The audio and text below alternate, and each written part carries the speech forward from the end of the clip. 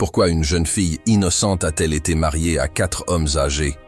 La cruauté infligée par ces hommes sans cœur à cette jeune fille était si grave qu'elle pouvait faire trembler l'âme de n'importe qui.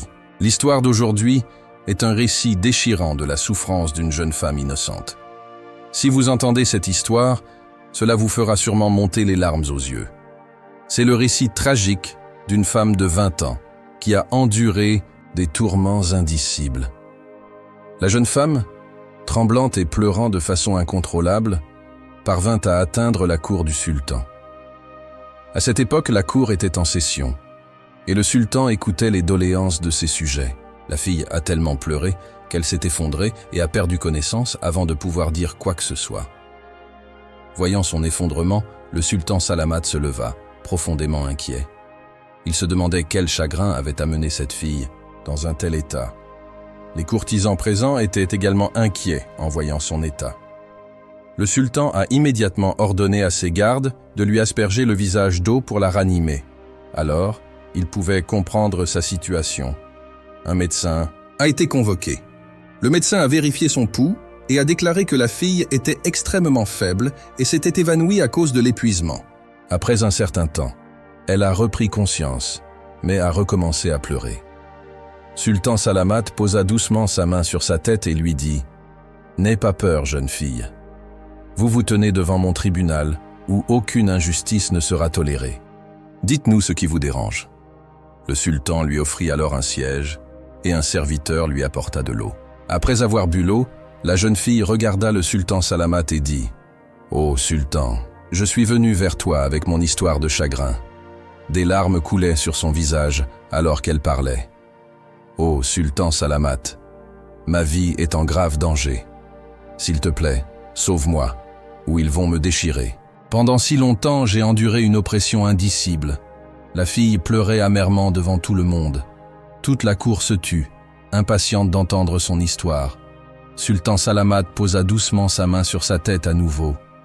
Et puis la fille a commencé à raconter son histoire. Elle n'avait que 10 ans et ses parents étaient toujours ensemble. Sa mère pleurait souvent et lui disait que son père était alcoolique, qu'il l'insultait et la battait, et qu'il n'était pas un homme bien. La fille avait été trop jeune pour comprendre les paroles de sa mère. Chaque jour, ses parents se battaient. Un jour, leur dispute s'est tellement intensifiée que son père a clairement et irrévocablement divorcé de sa mère en prononçant talak 3 fois. Après le divorce, sa mère a dit à sa fille qu'elle ne pouvait plus rester là-bas, que son père avait divorcé d'elle et qu'il devrait quitter cet endroit et aller ailleurs. La fille a pleuré et a supplié sa mère de ne pas la quitter. Mais sa mère a répondu que si son père l'avait seulement blessée ou insultée, elle aurait pu le supporter, mais maintenant qu'il avait divorcé, elle ne pouvait plus vivre avec lui. Plus maintenant, ton père n'est pas un homme bien. Viens. Avec moi, mon enfant. La fille a continué. Ma mère m'a ensuite emmené chez son frère. Quand nous sommes arrivés là-bas, mon oncle a dit « Ma sœur, tu es la bienvenue chez moi. Mais je ne peux pas permettre à votre fille de rester ici. Elle est devenue une jeune femme maintenant, et j'ai 4 fils adultes dans cette maison. S'il se passe quelque chose, les villageois convoqueront un conseil, et je ne peux pas me permettre de ternir ma réputation. Alors ma sœur, vous pouvez rester ici, mais pas votre fille. » En entendant cela, ma mère pleura amèrement et me dit « Ma chère fille, je suis impuissante. Je ne peux pas te garder avec moi. » Ma mère m'a ensuite ramenée chez mon père et m'a laissé là-bas. Elle est retournée vivre avec son frère. J'ai pleuré quand j'ai vu mon père. Il a posé sa main sur ma tête et m'a assuré « Ne t'inquiète pas, ma fille. Ton père est là pour toi. » À ce moment-là, j'ai commencé à sentir que mon père n'était peut-être pas aussi mauvais que ma mère l'avait décrit. Mais j'étais une fille naïve et innocente, incapable de comprendre les complexités de la vie. J'ai commencé à vivre avec mon père, et au fil du temps, j'ai commencé à remarquer que les femmes rendaient visite à sa chambre tard le soir. Ils fermèrent la porte à clé et partaient avant l'aube. Je ne comprenais pas ce qui se passait. J'étais trop jeune et innocent pour comprendre quoi que ce soit. Le matin, au début de la journée, mon père donnait de l'argent à ses femmes, et elles partaient. Malgré cela, mon père m'a traité très gentiment. Chaque jour, il me demandait ce que je voulais manger ce jour-là, et ce que nous devions cuisiner. À ce moment-là, je pensais que mon père était gentil avec moi, mais je ne pouvais pas comprendre la situation. Dans son ensemble, tout ne me semblait pas clair. Ainsi, 16 ans se sont écoulés dans la maison de mon père. Quand j'ai eu 16 ans, mon père a arrangé mon mariage avec l'un de ses amis. Cet homme était beaucoup plus âgé que moi, mais je l'ai accepté sans protester, car je croyais qu'un mari était censé prendre soin de sa femme et qu'une femme devait respecter son mari. J'ai embrassé la relation.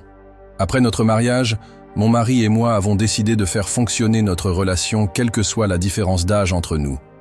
2 jours après le mariage, il m'a emmené chez lui. Pendant que je cuisinais, il est revenu de l'extérieur. Je suis immédiatement allé le voir et lui ai demandé comment s'était passée sa journée et où il était allé. En entendant cela, il est devenu furieux et m'a giflé durement au visage.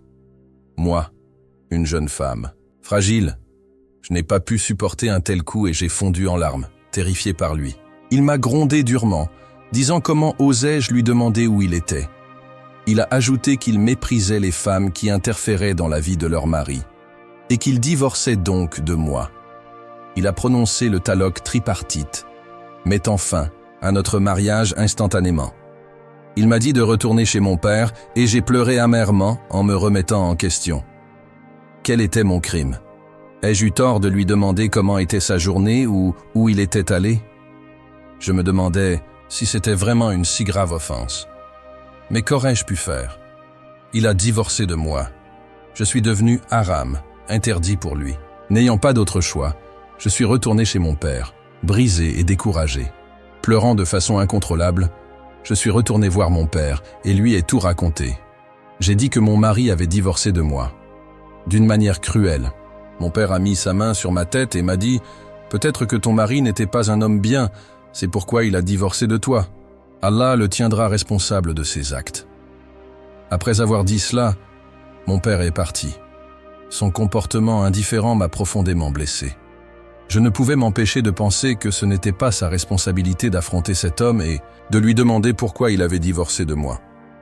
Pourtant, j'ai choisi de garder le silence et de rester tranquillement chez mon père. Mon père répétait sans cesse que mon mari n'était pas une bonne personne et qu'Allah s'occuperait de lui. J'ai arrêté de prêter attention à ces mots et je me suis concentré sur mon propre chagrin. Dans l'islam, lorsqu'une femme est divorcée, elle doit observer une période d'attente de 4 mois et 10 jours, appelée Iddat. Une fois ma période, Iddat terminée, 4 mois et 10 jours après mon divorce, mon père a arrangé un autre mariage pour moi. J'ai serré mes mains devant lui et j'ai supplié « Cela ne fait que 5 mois et demi depuis mon divorce. Je n'ai toujours pas surmonté mon chagrin. La douleur de perdre mon premier mari. Comment puis-je me remarier ?» Mais mon père a ignoré mes supplications. Il a dit que tous les maris ne sont pas les mêmes. Vous trouverez le bonheur avec celui-ci. Avec ça, il a arrangé mon deuxième mariage. J'ai déménagé chez mon nouveau mari. Il m'a gardé avec lui pendant 3 jours, et le 4e jour, il a divorcé de moi sans raison. Encore une fois, j'ai été abandonné. Maintenant, j'ai porté le stigmate d'avoir divorcé 2 fois. Je suis retourné chez mon père et je lui ai tout raconté, mais il n'a prêté aucune attention à ma douleur. Encore une fois, on m'a fait observer la période d'attente après avoir terminé les 4 mois et 10 jours d'Iddat suivant mon deuxième divorce. Mon père a dit qu'il avait arrangé un 3e mariage pour moi. Vous devez aller de l'avant et construire votre vie. À présent, j'étais tellement brisé par les injustices répétées que je suis tombé à genoux devant mon père et j'ai supplié « Père, s'il te plaît, pardonne-moi. Sauve, moi de ces hommes, ne m'épouse plus. Je ne peux plus supporter cette cruauté. Pourquoi me forcez-vous à ça? Le mariage encore et encore. Si je suis devenu un fardeau pour toi, alors laisse-moi dans un orphelinat. Mais père, je te supplie d'avoir pitié de moi. Ces hommes m'épousent, m'emmènent chez eux, utilisent mon corps pendant 2 ou 3 jours, puis me jettent. Si ce prochain homme fait de même, il reste avec moi pendant 2 jours, puis divorce de moi. Ce que je vais faire ne gâche pas ma vie. Je supplie mon père, mais il a crié de colère. Tu dois te marier ou ton sort sera encore pire. En entendant de telles paroles haineuses de la part de mon père, je me suis tu. Que pouvais-je faire? Mon père a arrangé mon troisième mariage et m'a envoyé chez un autre homme. Cependant, cet homme était pire que les deux premiers. J'étais abasourdi par sa cruauté et je me demandais comment chaque mari que j'avais épousé était progressivement plus impitoyable. Mon troisième mari n'était pas seulement plus âgé, mais extrêmement violent. Il me battait pour des problèmes mineurs, souvent si sévèrement que du sang coulait de mon nez et de ma bouche. Mes nuits passaient à l'agonie et mes journées étaient remplies de larmes. Je me suis résigné à la pensée que cette souffrance était mon destin, que je ne suis né que pour endurer l'humiliation. Il m'insultait constamment, élevant mes maris précédents. Il ricanait. « Où vos anciens maris vous ont-ils touché ?» Après, il me brûlait la peau avec ses mots chauds et froids. Je pleurais et le suppliais, croisant les mains en désespoir de cause. « S'il te plaît, ne me fais pas ça. Je ne peux pas supporter ça. » J'ai supplié. Mais plus je pleurais, plus sa cruauté s'intensifiait. J'ai enduré cette torture pendant un certain temps, jusqu'au jour où il a également divorcé de moi avec talaq. Maintenant, je porte la honte d'avoir divorcé 3 fois. La jeune femme a raconté cette histoire déchirante, pleurant devant la cour du sultan Salamon. Toutes les personnes présentes étaient émues aux larmes, leurs yeux remplis de chagrin pour son sort. En pleurant, la femme a dit au sultan: « Après mon 3e divorce, je suis retourné chez mon père. Il a immédiatement commencé à organiser mon 4e mariage. C'est alors que la vérité est devenue claire pour moi. J'ai croisé mes mains devant Sultan et j'ai supplié mon père, le suppliant de me pardonner pour mes actions. Je ne voulais pas l'humilier davantage, mais il a froidement répondu qu'il avait dépensé beaucoup d'argent pour m'élever, et où d'autres récupéreraient-ils cet argent s'il ne me mariait pas? Quand mon père a arrangé mon 4e mariage, avec un vieil homme, la vérité s'est finalement dévoilée. L'homme a donné à mon père 3 sachets remplis de marchandises. À ce moment-là, j'ai réalisé que mon père avait fait des transactions similaires lors de mes mariages précédents. J'ai alors compris qu'il m'avait vendu sous couvert de mariage, utilisant ma dignité pour gagner de l'argent. Quand il m'a renvoyé pour la 4e fois, j'ai résolu d'aller voir le sultan et de lui raconter mon histoire. Lors de mes 3 premiers mariages, j'avais été trop naïve pour voir les véritables intentions de mon père. Intentions. Au moment où je suis entré dans mon 4e mariage, j'ai finalement tout compris. J'ai réalisé que mon père m'avait vendu sous couvert de mariage. Le vieil homme avec qui j'étais marié était encore plus cruel que mes 3 maris précédents. Il m'a tellement torturé que je ne me sentais ni vivant ni mort. Il n'y a pas eu un seul moment de paix dans ma vie. Un jour, quand mon endurance a atteint sa limite, je me suis prononcé contre lui. Le jour même, il a divorcé de moi, m'a attrapé la main et m'a déposé chez mon père. Une fois de plus, je suis retourné chez mon père. Je comprenais maintenant parfaitement que mon père me vendait sous le nom de mariage et échangeait mon honneur. Avant, j'étais naïf et désemparé, mais maintenant tout était clair pour moi. Désespéré, je suis allé voir le sultan en pleurant et j'ai dit: « Mon père va maintenant jusqu'à inviter quotidiennement des hommes dans la maison pour échanger mon honneur. Je suis détruit. Ô sultan, s'il te plaît, aide-moi. » En entendant l'histoire douloureuse de la jeune fille, le sultan est devenu sympathique. Furieux, il la rassura. « Mon enfant, ne t'inquiète pas. Nous allons sûrement vous aider, le sultan. » Puis il ordonna à la jeune fille: « Retourne chez ton père, j'enverrai mon ministre avec vous. Il vous accompagnera secrètement, de sorte que votre père restera inconscient. » Le ministre est retourné chez la fille avec elle et s'est caché dans la pièce où elle est restée. Le sultan a également posté des gardes à l'extérieur de la maison, mais personne à l'intérieur n'avait connaissance de leur présence. Plus tard, le père de la fille est venu et a dit: « Portez ces vêtements et habillez-vous magnifiquement. Assieds-toi là. » Après un certain temps, un homme est entré dans la chambre de la fille et a essayé de se forcer sur elle. À ce moment, le ministre est sorti de sa cachette. En voyant le ministre, l'homme a été choqué et a demandé: « Qui êtes-vous » Le ministre a dégainé son poignard et a frappé le pied de l'homme, faisant retentir un grand cri depuis la chambre de la jeune fille.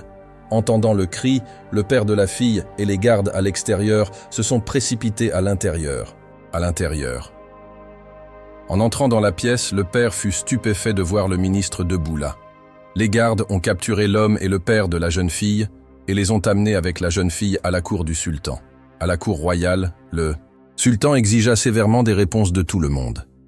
Le père de la jeune fille a avoué ses crimes, admettant qu'il avait soumis sa propre fille à une immense cruauté. Il l'avait remise à des maris impitoyables qui l'avaient maltraitée et divorcée sans raison. Le sultan décréta de sévères punitions pour tous les criminels. Le père de la jeune fille a été pendu publiquement sur la place de la ville, et les femmes ont reçu l'ordre de le lapider avec des pierres jusqu'à sa mort. Les maris violents ont été jetés en prison sans nourriture ni eau, laissés à périr de faim et de soif. Se tournant vers la jeune fille, le sultan la réconforta en disant « Mon enfant, si tu le souhaites, tu peux rester dans ce palais. Tout ce dont vous avez besoin, faites-le moi savoir, et je vous aiderai. » En entendant ces mots, la fille s'est soudainement effondrée. Des médecins royaux ont été appelés pour s'occuper d'elle. Je me suis précipité à son secours et j'ai informé le sultan que cette fille avait enduré des souffrances inimaginables. Ses blessures étaient profondes et sa survie jusque-là avait été un miracle. Malgré tous nos efforts, nous n'avons pas pu lui sauver la vie. La jeune fille rendit son dernier soupir, laissant tout le monde dans la cour dans un profond chagrin. Les spectateurs la pleuraient, réfléchissant à combien de chagrin et de douleur elle devait avoir caché dans son cœur et comment elle portait ses blessures avec elle dans la tombe. Ainsi, l'histoire de cette fille courageuse a pris fin. Si nous comparons cela à l'époque d'aujourd'hui, nous entendons encore des nouvelles de tels incidents horribles qui choquent nos cœurs. Quelque part, un enfant de 9 ans subit des tourments inimaginables. Ailleurs, d'innombrables innocents endurent l'injustice. Même aujourd'hui, nous voyons des individus cruels jouer avec la dignité de filles innocentes sans une once de honte. Cette histoire date de l'Antiquité, mais des incidents similaires nous servent encore de leçon. Mes amis, j'espère que l'histoire d'aujourd'hui vous a appris quelque chose de précieux. Si vous avez trouvé la vidéo significative, n'oubliez pas de l'aimer et de vous abonner à notre chaîne afin que nous puissions continuer à vous proposer des histoires plus éducatives et touchantes. Je vous remercie.